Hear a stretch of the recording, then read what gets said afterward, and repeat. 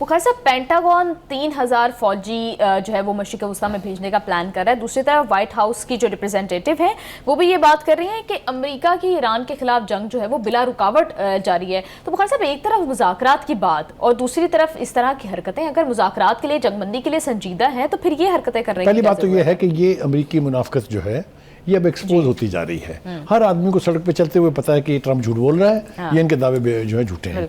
ये जो फौजी भेजने का है ना, इसकी मैं आपको मतलब है बिल्कुल जिम्मेदारी से ये बात कह रहा हूँ। ये फौजी गए थे वियतनाम, वो जंग खत्म होगी, मैंने वहां से जैसे भागे उसका नक्शा तो कई दफा खींचा है। एक और अहम तारीखी हकीकत बताने लगा हूँ कि 10,000 फौजियों की लाशें ले जाने की बजाय वापस, ताकि अवाम वहां डिसअपॉइंट ना हो, इन्होंने कहा they are missing in action.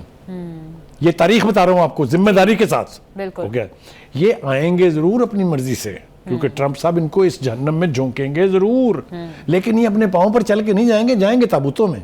ये मैं आपको बता रहा हूँ इसलिए कि आई नो, बार बार बात हो चुकी है यहाँ कि जब वो फुट सोल्जर्स ज़मीन पर पांव रखेंगे तो ये ईरानियन जो मिलिट्री कुव्वतें हैं ये उनके साथ कैसे डील करेंगी, वो मैं और आप बैठ के यहाँ बता रहे होंगे लोगों को कि इनके साथ हुआ क्या है। जी, एक बात। बिल्कुल। दूसरी बात ये है कि अमेरिका जो सुपर पावर अपने आप को क्लेम करता है, इतना बुज़दिल है कि अपने फौजियों की लाशें दिखाने पर पाबंदी है वहाँ।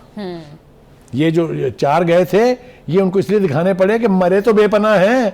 अमेरिका, ईरान का तो दावा है कि हमने 600 अमेरिकी फौजी मारे हैं, दिखाए सिर्फ 4 हैं। आपके सामने है नहीं है? तो कहने का मतलब ये सुपर पावर बनते हैं, ये अपने अवाम को मरवा देंगे।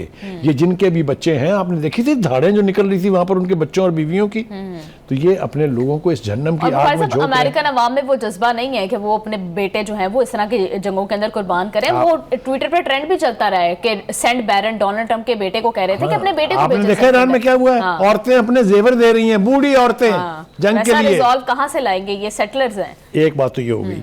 दूसरी बात आपने एक और करनी थी, जो इस वक्त इंटरनेशनल रियलाइजेशन हो रही है कि अमेरिका के खिलाफ नफरत और ईरान के हक में जो लोग बातें करनी शुरू हो गए हैं। वो मसूद पशकियान जो उनके सदर हैं, उन्होंने कहा कि पाकिस्तान, तुर्की, ईरान, इराक, मिस्र और अरब ममालिक के अवाम अमेरिका और इसराइल और उनके तमाम जराइम के खिलाफ बबांगे दोहल नफरत का इजहार कर रहे हैं। तो जो इंटरनेशनली जो अमेरिका के खिलाफ नफरत बढ़ रही है, इसका भी कोई ना कोई असर जरूर अमेरिकी अवाम को भुगतना पड़ेगा। बिल्कुल साहब, इसकी एग्जाम्पलिफिकेशन हमने देखी है।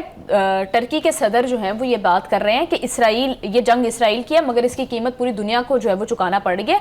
वो ईरान के हक में और इसराइल के अगेंस्ट बोल रहे हैं, और at the same time Qatar का इसके ऊपर मौक़िफ़ भी ये है कि ये जंग मुकम्मल तौर पर खत्म होनी चाहिए और ईरान का खात्मा जो है वो कोई ऑप्शन नहीं। ये तो मुसलमान ममालिक है ना, जर्मनी के उसने चांसलर सदर जो है उसने क्या कहा वो देखें। बिल्कुल, उन्होंने तो international opinion is fast changing in favor of Iran and against the American and the Israeli।